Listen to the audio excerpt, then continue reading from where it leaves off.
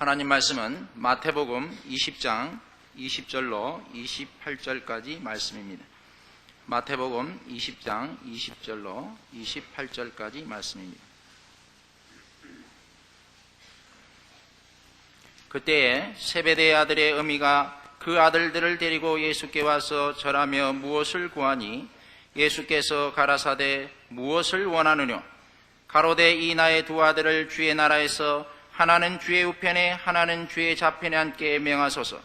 예수께서 대답하여 가라사대 너희 구하는 것을 너희가 알지 못하는도다. 나의 마시려는 잔을 너희가 마실 수 있느냐? 저희가 말하되 할 수 있나이다. 가라사대 너희가 과연 내 잔을 마시려니와 내 좌우편에 앉는 것은 나의 줄 것이 아니라 내 아버지께서 누구를 위하여 예비하셨든지 그들이 얻을 것이니라. 열 제자가 듣고 그 두 형제에 대하여 분이 여기거늘 예수께서 제자들을 불러다가 가라사대 이방인의 집권자들이 저희를 임으로 주관하고 그 대인들이 저희에게 권세를 부리는 줄을 너희가 알거니와 너희 중에는 그렇지 아니하니 너희 중에 누구든지 크고자 하는 자는 너희를 섬기는 자가 되고 너희 중에 누구든지 으뜸이 되고자 하는 자는 너희 종이 되어야 하리라. 인자가 온 것은 섬김을 받으려 함이 아니라 도리어 섬기려 하고 자기 목숨을 많은 사람의 대속물로 주려 함이니라. 아멘. 오늘은 2002년을 보내면서 송년 설교를 준비했습니다. 주보에는 미처 바꿔 나가지 못해서 이사야 강의로 되어 있는데 이사야 강의는 1월에 가서 다시 이어하겠습니다. 갑자기 마음이 변한 이유는 아픈 관계입니다. 이번 추위에 많이 아파서 마음에 좀 변화가 있어서 한 해를 돌아보고 우리가 신앙적으로 이런 부분은 분명히 하고 지나가야겠다 그런 생각이 들어서 오늘 이렇게 바꿔서 설교를 하게 됐습니다. 오늘 내용은 세베대의 두 아들의 어미, 즉 12제자 중에 야고보와 요한의 어머니를 말합니다. 그들의 아버지가 세베대였기 때문에 여기는 세베대의 아들의 어미니까 이때만 해도 여자들은 참 힘이 없었어요. 이름이 없고 여기 이렇게 얼마나 복잡하겠어요. 세베대의 아들의 어미, 세베대의 아내, 그럼 누가 잡아먹어요? 하는데 세베대의 아들의 어미가 그 아들들을 데리고 예수께서 이제 구한 겁니다. 야고보와 요한을 나중에 지금 주님께 충성한 보상으로 하늘에서 예수님의 좌우편에 앉게 해주십시오. 우리 시어로 표현하면 좌의정과 우의정을 삼아주십시오 이런 겁니다. 그래서 이제 예수님께서 25절에 있는 바와 같이 이방인의 집권자들이 저희를 임의로 주관하고 그 대인들이 저에게 권세를 부리는 줄 너희가 알거니와 너희 중에는 그렇지 아니하니 너희 중에 그 누구든지 크고자 하는 자는 너희를 섬기는 자가 되고 너희 중에 누구든지 으뜸이 되고자 하는 자는 너희 종이 되어야 하리라 라는 말씀을 주십니다. 섬기고 종이 되라 하는 것인데 이건 무엇에 대한 사실은 좀 역설적인 표현이죠. 뭐에 대한 역설이냐 하면 세상적 대접받는 세상에서의 영광에 대한 역설입니다. 세상에서는 성공하고 훌륭해지고 보상받는 것이 세도를 부리는 것, 높은 자리에 나가고 그래서 권리를 주장할 수 있는 것, 이것이 세상에서는 말하자면 대접을 받는 것이라면 하나님 나라에서는 그렇지 않다 이겁니다. 하나님 나라에서 대접받는 것은 섬기고 종이 되는 것이다 이렇게 가르치셨습니다. 이건 굉장히 큰 문제다 이런 생각이 듭니다.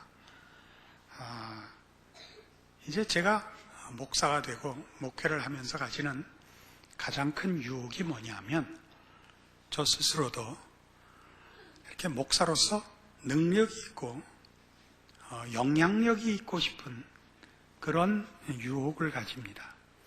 그리고 그건 우리 모두에게 본성적인 그 가치라서 누구나 와서 저한테 그렇게 얘기를 해요. 제가 1980년 10월에 목사 안수를 받았는데, 그때 제가 있던 교회 교인들이 와서 모두 이렇게 축하말을 해주셨어요. 능력 있는 종이 되세요. 능력 있는 종이 되세요. 다 그랬다고요. 능력 있는 종이 돼서 이렇게 광빨이 잡기를 그렇게 다 축원해 주셨던 것입니다.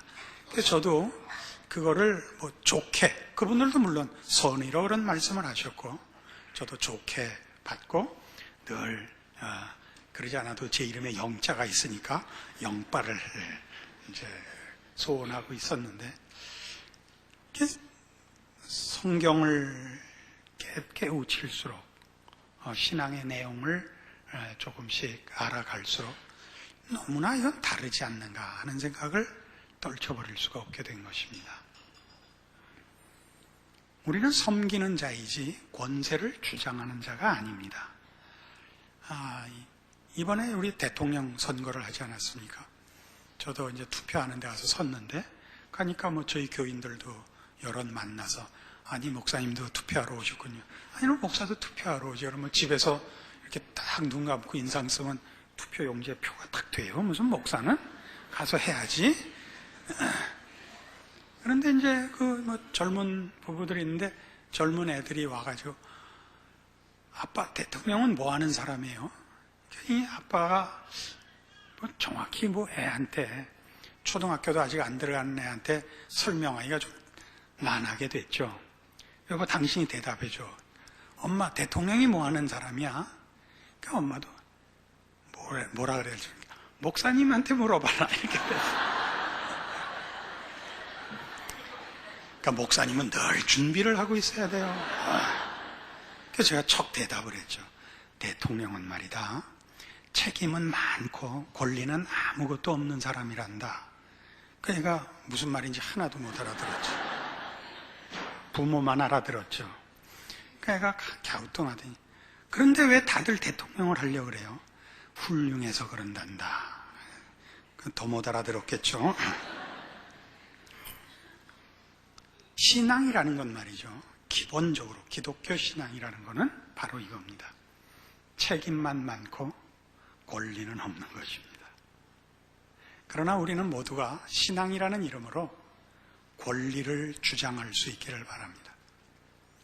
그러니까 아까는 제가 받은 유혹에 대해서 얘기했지만, 우리 일반적으로 모든 교인들이 받는 유혹은 뭐냐면 기독교가 힘을 가지기를 바라는 유혹입니다. 그래서 무슨 여기 길 건너 봉은사에 이따만한 불상이 있었단 말이에요. 불쾌하죠. 남포교회가 있는데 그러지 않아도 이게 불길이 충천한 교회 앞에 불상이 선단 말이야. 그냥 우리 답심해서 기도하면 그냥 레이저가 나가서 녹여버렸으면, 이런 그런 식의 발상들이란 말이죠, 신앙이라는 게. 그것도 이제 조금 더 좁아지면 그래요. 우리 교회가, 우리 목사님이, 그리고 나중에 가면 내가가 되는 거죠. 그렇잖아요.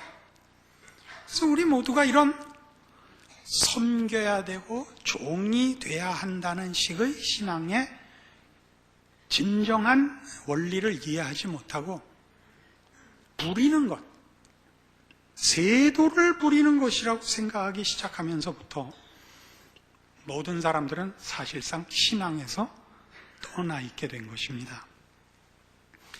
같은 마태복음 25장에 가시면요, 제가 지금까지 설명한 것에 대한 더욱 분명한 설명이 나옵니다.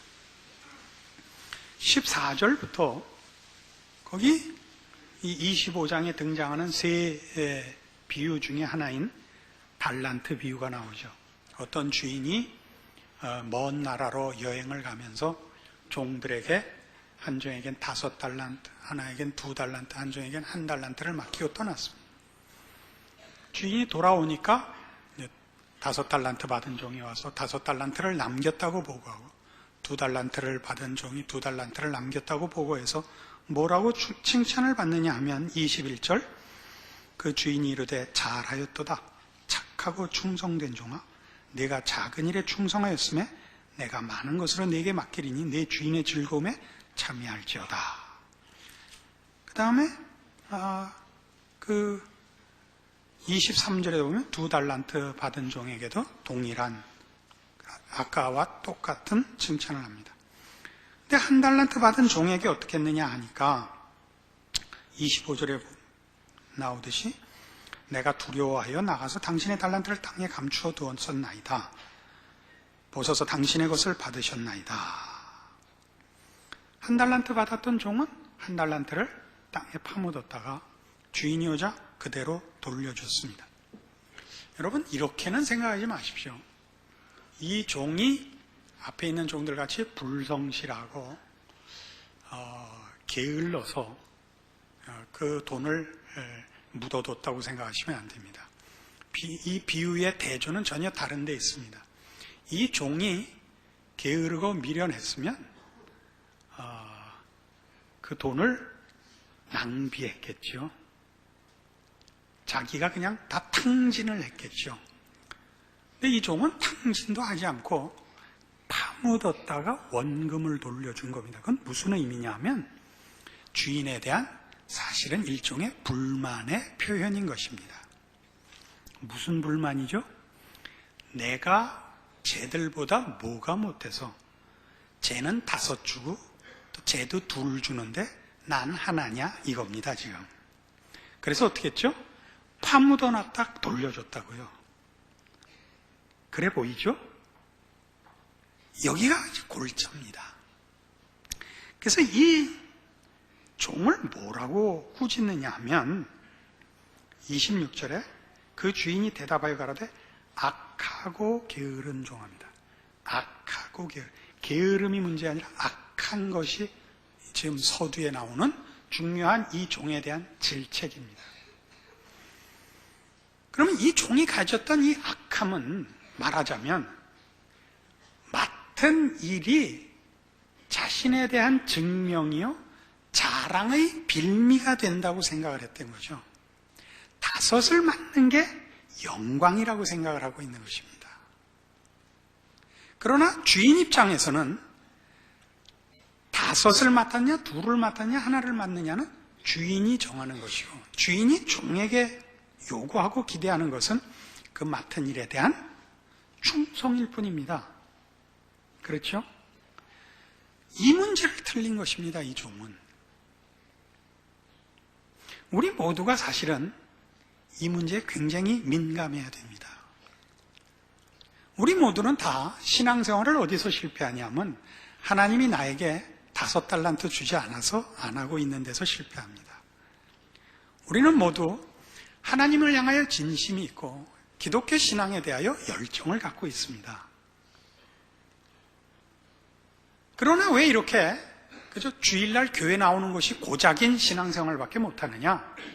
하나님이 나에게 세상적인 지위나 경제력이나 이름을 주지 않은 탓이다. 이렇게 핑계를 대고 있는 것입니다. 말하자면 5달란트를 안 맡겼기 때문이다 라고 하나님께 불만을 갖고 있죠. 그래서 어떻게 돼요? 아무것도 안 하죠. 1년을 돌아보는 때죠. 1년을 돌아보면 대부분의 사람이 다 잘한 것은 없고 못한 것밖에 없기 때문에 빨리 잊자고 망연회를 하죠. 잊어버리자고 자꾸 술만 먹죠. 그러나 술 먹고 잊어서는 안 되는 일이 여기에 있습니다. 왜 잊어버리고 싶은 일이 반복이 되느냐 하면 하나님께서 여러분에게 기회를 안 주셔서가 아니고 여러분이 주신 것을 모르고 있고 놓치고 있기 때문입니다. 자, 못난 사람들은 말이죠. 그 지위가 갖는 권리부터 생각합니다. 대통령의 권리, 국회의원의 권리, 그 자리가 갖는 혜택, 그걸 생각하는 사람은 미련한 사람이죠. 그런 권리들은 다 책임이 워낙 크기 때문에 그 권리를 준 것입니다. 그 책임을 감당하라고 준 것이지 책임을 제쳐놓고 개인의 이익을 추구하라고 주는 권리는 없습니다. 신앙이 그렇습니다.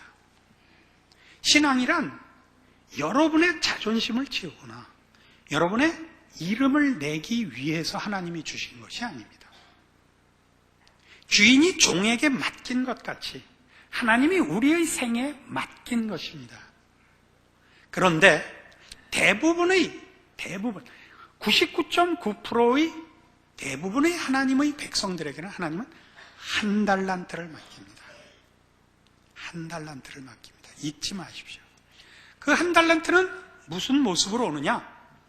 여러분의 가정, 여러분의 매일의 생활이라는 것으로 옵니다. 여러분이 그토록 치를 떠는 거 말입니다. 이 사람이 나를 붙잡아서 나를 승천하지 못하게 한다라고 생각하는 그 왼수들, 마누라일 수 있고 남편일 수 있고 자식일 수 있고 부모일 수 있고 이웃일 수 있고 혈연일 수 있고 그런 여러분들을 얽어매고 있고 여러분들을 날지 못하게 하는 짐이라고 생각하는 것들이 여러분에게 맡겨진 하나님의 일들입니다. 그것이 한 달란트입니다. 우리는 자식 때문에 희생하느라고 아무것도 못했고 부모 모시느라고 아무것도 못했고 남편 뒷바라지 하느라고 아무것도 못했고 아내가 붙잡아서 아무것도 못했고 라는 식으로 마치 이런 장애물이 없었으면 승천해서 용이 됐을 텐데 이런 짐들 때문에 내가 논바닥에 길게 들어누운 이묵이 아니 올챙이가 됐다 이렇게 생각을 하는 거예요. 그래서 마음속 깊은 곳에 하나님께 대한 원망이 있는 겁니다. 왜 나에겐 한 달란트밖에 안 주셔서 매일 이렇게 지지고 볶고 그날이 그날인 생활을 하다 이 얼굴이 되게 하셨습니까? 이겁니다. 그렇지 않습니다. 이 마태복음 25장 얘기가 뭐냐 하면 천국을 맞을 준비를 하는 것에 대한 비유였습니다. 그렇죠? 13절 보실래요? 그런즉 깨어있으라 너희는 그 날과 그 시를 알지 못하느니라. 뭐에 관한 결론이죠? 그거는 열처녀 비유. 등불에 기름을 준비한 열처녀, 등불에 기름을 준비하지 않은 미련한 열처녀 비유. 그리고 이어서 이 달란트 비유. 그리고 마지막 비유가 어디로 가죠? 31절 이하. 마지막 심판때에 모든 민족을 그 앞에 모으고 각각 분별하기를 목자가 양과 염소를 분별하는 것 같이 할 겁니다. 그때 복받을 자들에게 나와 뭐라 그럽니까? 35절 내가 줄일 때 너희가 먹을 것을 주었고 목마를 때 마시게 하였고 나그네 되었을 때 영접하였고 벗었을 때 옷 입혔고 병들었을 때 돌아보았고 옥에 갇혔을 때 와서 보았느니라. 37절 우리가 언제 그랬습니까? 40절 너희가 여기 내 형제 중에 지극히 작은 자 하나에게 한 것이 내게 한 것이니라. 이게 하나님의 일이에요. 아시겠어요? 우리는 세상적인 죄악된 본성의 욕구로서 승리와 영광을 자꾸 찾는 거예요. 내가 우위에 서고 싶고 내가 속한 집단이 이기고 싶은 거예요. 나, 우리 교회, 우리 학교, 우리나라 이거죠. 하나님 앞에 내가 어느 시대, 어느 사회 속에 보냄을 받고 있고 거기에 있는 일들을 책임으로 맡고 있다는 생각을 하질 않죠. 아시겠어요? 가정에 문제가 없는 집이 없죠. 왜요? 죄인들이 모여 사니까. 이기주의자들끼리의 합의니까. 서로 자기 좋게 한 말이니까. 왜 싸우죠? 언제나 싸울 때 난 당신이 그럴 줄 몰랐어. 이거 아니에요, 언제나. 그거 말고 뭐가 있어요? 난 당신이 눈이 2개라서 싫어. 이렇게는 안 싸우잖아. 눈이 하나면 좋겠어요? 이 싸움들의 배경은 모두가 다 자연인이 가지는 죄악된 본성이라고요. 신앙인이 되면 다르지요. 이젠 우린 다르지요. 생각이 다르죠. 예수님께서 우리를 위하여 십자가를 지러 오신 것 같이 우리가 보냄을 받은 줄 알지요. 아무든지 나를 따르려거든 자기를 부인하고 자기 십자가를 지고 나를 쫓을지니라거든요. 그렇게 내가 보내지어 있는 거예요, 지금. 아내든 남편이든 자식이든 이웃이든 동료든 친구든 거기 어디 내 마음에 맞는 사람이 누가 있어요? 내 편을 들 때만 한 번씩 마음에 드는 거지. 그 사람들을 섬기고 모시고 살아야 되는 거예요. 아첨을 떨라는 얘기가 아니에요.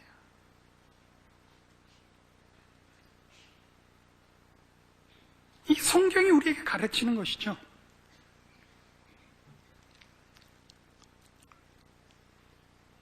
여기 내 형제 중에 지극히 작은 자 하나에게 한 것. 여기서 말하는 작은 자는 뭘까요? 아까 5달란트, 2달란트, 1달란트 비유에서도 5달란트는 1달란트 받은 사람들, 이 달란트라는 건 굉장히 단위가 큰 단위입니다. 금화입니다.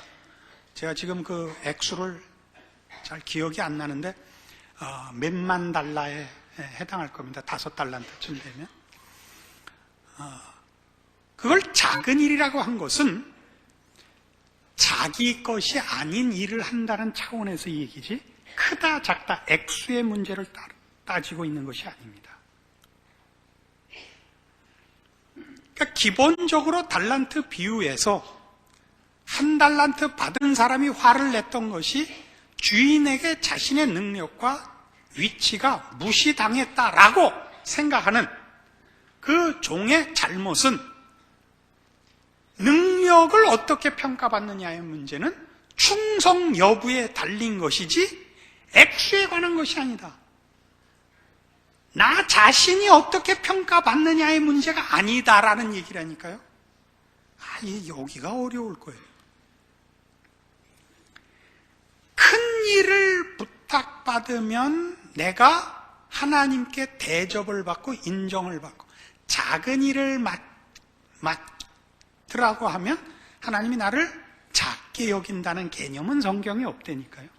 그게 아니고 어떤 일을 맡았느냐가 아니라 그 일을 얼마나 충성되이 수행했느냐에 그 사람의 가치가 있다니까. 왜? 그게 우리 게 아니고 하나님이 맡긴 것이니까. 맡은 일에 대하여 어떻게 반응하느냐가 그 종된 평가의 기준이 될 것 아닙니까? 그 개념을 가지시라고요. 여러분은 여러분의 삶에 일어나는 모든 환경과 조건들에 대하여 그것 자체가 자신에 대한 평가라고 생각을 하시는 거죠. 1달란트 받았던 종처럼. 그래서 이 1달란트를 땅에 묻는 것 같이 자신의 지금의 형편과 지위에 대해서도 무시하고 외면하고 거기서 져야 하는 모든 짐들에 대해서 외면하게 되는 것입니다. 지지고 볶아야 돼요. 뭐가? 산다는 것은. 그 막중한 임무를 외면하는 것입니다. 큰 이유로. 어떤 큰 이유? 국가를 위하고 하나님을 위한다는 거창한 명분을 내세워 하나님 앞에 끊임없이 더 큰, 더 많은 달란트를 달래서 사실은 그것을 훈장으로 자신을 치장하려는 욕심을 슬쩍 호도하고 있는 것입니다. 나는 왜 이렇게 어려운 단어만 쓸까?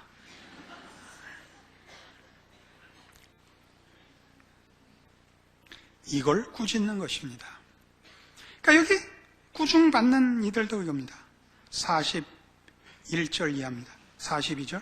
내가 줄일 때 너희가 먹을 것을 주지 아니하였고 목마를 때 마시게 하지 아니하였고 나그네 되었을 때 영접하지 아니하였고 벗었을 때 옷 입히지 아니하였고 병들었을 때 옥에 갇혔을 때 돌아보지 아니하였다. 우리가 언제 그랬습니까?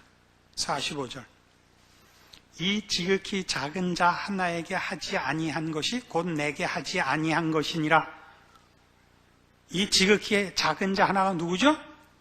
여러분 아내, 남편, 자식, 오다 가다 만나는 사람, 여러분과 함께 사는 동네 이웃, 늘 와서 징징거리는 친척, 지극히 작은 자입니다.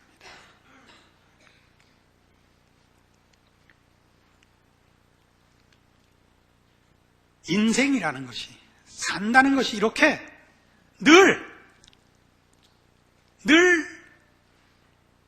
이렇게 피를 말리고 각다기 떼와 싸우는 것 같고 이렇게 늘 밀고 땡기고 한 발 나갔다 한 발 돌아오는 것 같은 밤낮 그날이 그날 같은 생을 사는 게 뭐 신나는 것도 없고 획기적인 것도 없고 근사한 것도 없고 꺼내놓을 것도 없는 것이 이게 정말 이게 신앙 인생이냐?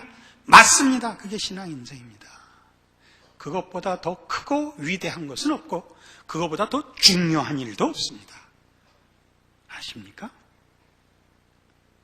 그걸 외면하시고서 하나님 앞에 신자요 열심을 가졌으니 주시옵소서 하고 나오지 마세요. 아주 죽여버릴 거예요. 뭘 또 달라 말이에요. 다 줬는데.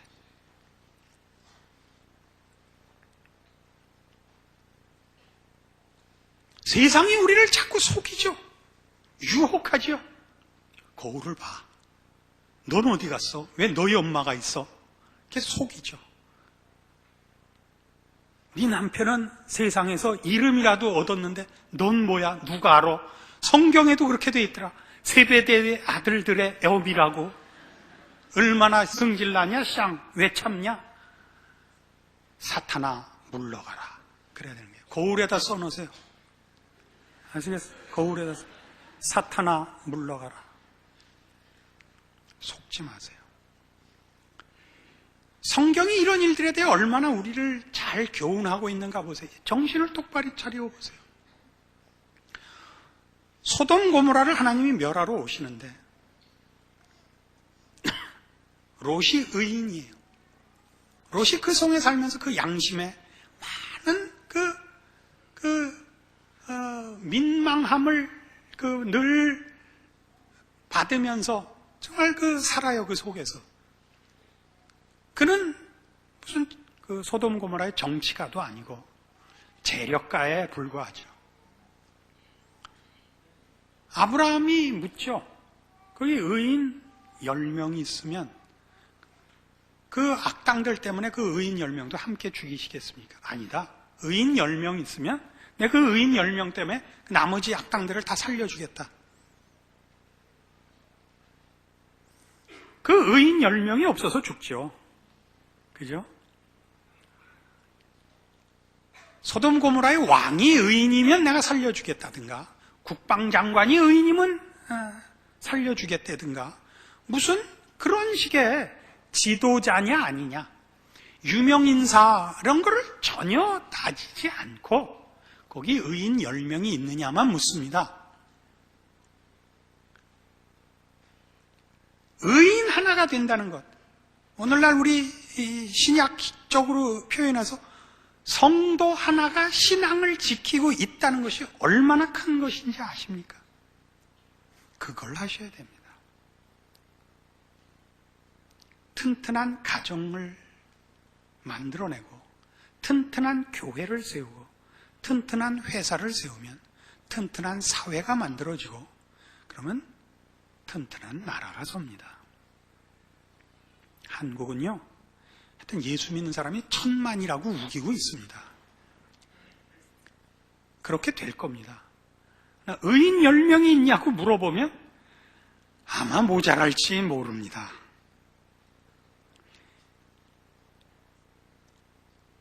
처음 미국 선교사들이 한국에 와서 선교 활동하다가 이제 일제시대 때문에 이제 중단하고 6.25 직후에 다시 이제 활발히 선교 활동과 함께 때 구호품을 나눠줬습니다. 그래서 각 교회 보고 구호품을 나눠주기 위하여 성도들을 수를 적어내라 그랬더니 대한민국 인구를 넘어버렸죠. 그래서 그 계획이 물거품이 된 적이 있었습니다. 그런 것 같아요. 어떤 거요? 욕심을 내는 신자들만 양산이 되었고, 의인으로 살고 작은 일에 충성하고 섬기고 종이 되는 신자는 아무도 원치 않는 그런 기독교가 되고 마른 것 같아요. 그러니까 이제 우리는 결정을 해야 됩니다.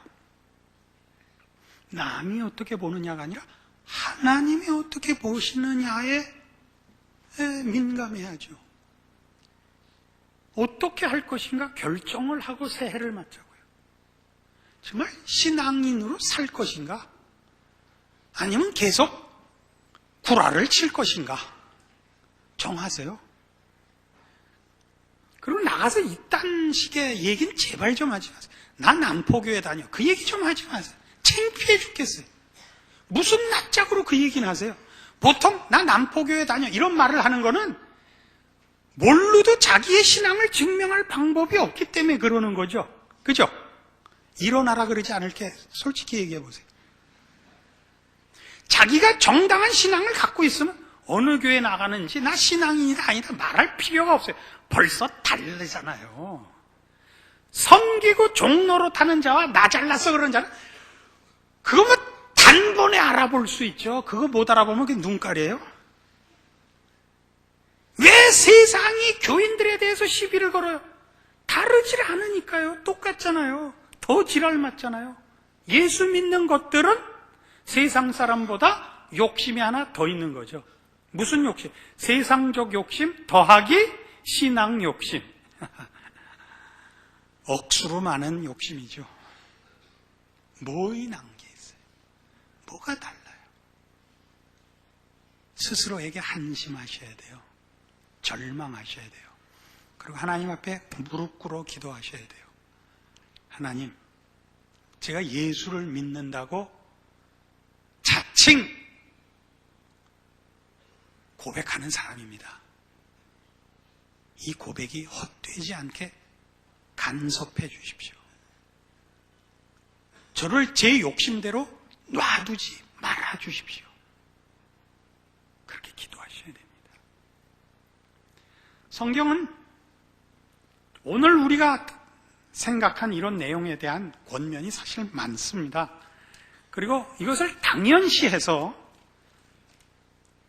로마서 14장 7, 8, 9절에 가면 이것을 이렇게 중요한 요절로 담고 있습니다.